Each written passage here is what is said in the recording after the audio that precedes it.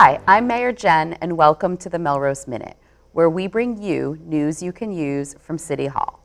And I'm thrilled to be joined today by City Communications and Events Manager Tom Dalton. Welcome, Tom. Thank you, Mayor. So, folks may not know this, but normally you're behind the scenes here, executive producing the Melrose Minute, and I'm really happy to have you on this side of the camera for a time. And we're here to have kind of an interesting conversation about community power, which is a little bit outside of your job description. But given that the sustainability manager position at the city is unfunded due to the failure of the override, the mayor's office is stepping in to manage this really important program. So can you tell folks and me a little bit about the community power program? Yeah, so Massachusetts law lets cities and towns enter what's called an electricity aggregation program. And under that program, basically, the city purchases electricity directly from power suppliers, competitive suppliers who compete with one another on behalf of all of the residents and businesses in the community. That's great. So is this something that we've been participating in for a little bit? Yeah, we started back in 2019. Wow. So Melrose was actually one of the first communities in Massachusetts to adopt an aggregation program. And there are really two reasons to do aggregation. The first is cost.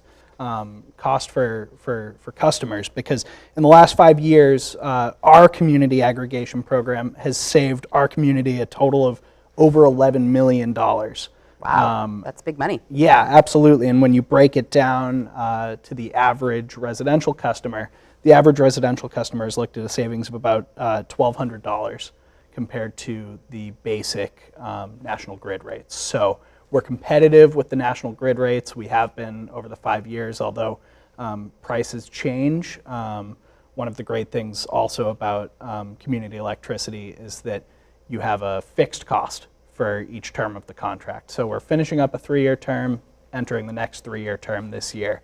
And so the prices are going to change a little bit, but even then they're going to be cheaper than national grid, and that's a big deal. The other really important point about community aggregation is that it lets consumers access much greener energy. So basically there's three different kinds of, there's three different rates for residents to choose from. You've got your basic service rate, which is the kind of baseline national grid power service. That includes, I think it's 62% renewable energy sources. That's the state law.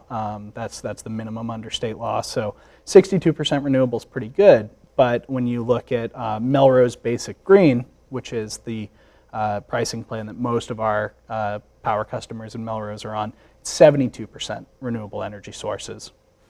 And when we look at really the Cadillac from a renewable energy perspective, we have a pricing plan called Melrose Green 100%, and that's 100% renewable sources, all sourced from New England, mostly solar, wind, and low-impact hydropower. Wow.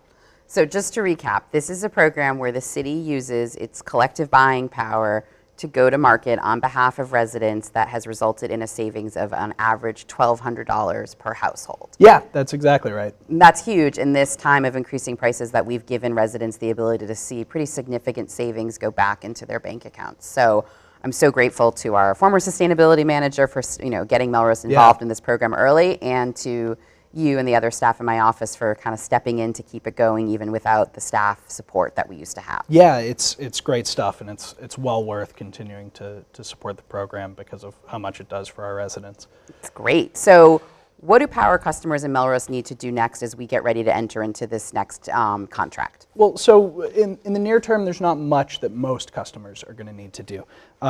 If you're currently utilizing one of Melrose's competitive supply options, you're going to get a letter this fall. Visual aid. Looks like this. Okay. You'll recognize it because it's got this the city seal and the Melrose Community Power seal on it. So you won't miss it when it comes, but you'll get a letter this fall, probably in October, explaining the upcoming changes to the aggregation programs and your options as a power customer. Like I said earlier, most participants are already enrolled in the option called Melrose Local Green, but every customer can change products at any time without a fee.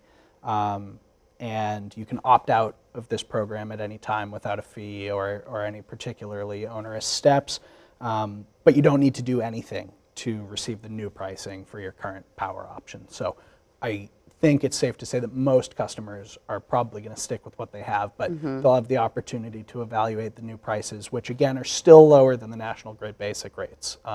So any of these options are going to be more affordable than the alternative kind of main power utility, and the rates will be stable for the 3 years. Great. And so when can customers expect to see the new prices on their power bills? It's going to be the November-December electric bill, which most people are going to receive in December. The important thing to notice, and this takes looking at your power bill a little bit, which I know isn't something we do too frequently, the program prices apply only to the supply portion of your electric bill. So electric bills are divided into supply and delivery. As our utility provider, National Grid handles all delivery. That's the lines that get power to our houses. That's all of the service and repairs that go into it. That's all the admin costs too. So that's all delivery. What we have control over in this program is the supply side of the equation, where we're actually getting the power. And so National Grid uses a variety of different supply sources, including natural gas, solar, wind, hydro, and then these options will give consumers the chance to pick greener, renewable options. Great. So for now, residents can keep an eye out in the mail for this very important letter, and we do know that folks get a lot of mailings oftentimes about power, so it's really important that they make sure they're reading and acting on the letter with city seal on it, because that means that it's the program that Melrose has enrolled in on behalf of residents. That's right. Yeah, there are other competitive supply programs in the power world that aren't endorsed by the city. Individual customers can opt in, and those make sense for some people and they don't make sense for others. But if you're getting this letter with the city seal on it, that's how you know it's Melrose Community Power. Okay, so coming in the mail, very important. And then if folks have questions, because it's definitely, maybe not everyone looks at their power bill all the time, or some people do and really, really want to understand it, what are the options for getting those questions answered? Yeah, there's a couple options. The first thing customers can do is reach out to our program managers, the company that manages our community power program. They're called Good Energy, and there's an online form to reach them at mcp.cityofmelrose.org, which we'll have on the screen, or also by calling their toll-free number, which will also display on the screen here on MMTV. Great. And of course, folks are always welcome to call the mayor's office, That's right. where we have some wonderful volunteers who will do their best to assist them, and then also we'll be able to contact Good Energy on their behalf as well. That's right. So we're excited. Thanks for standing up this program and for being on here today. Yeah, thank you so much for having me. Looking forward to an exciting fall filled with lots of great deals on power for all our residents. Absolutely. Thanks, Tom. Thank you.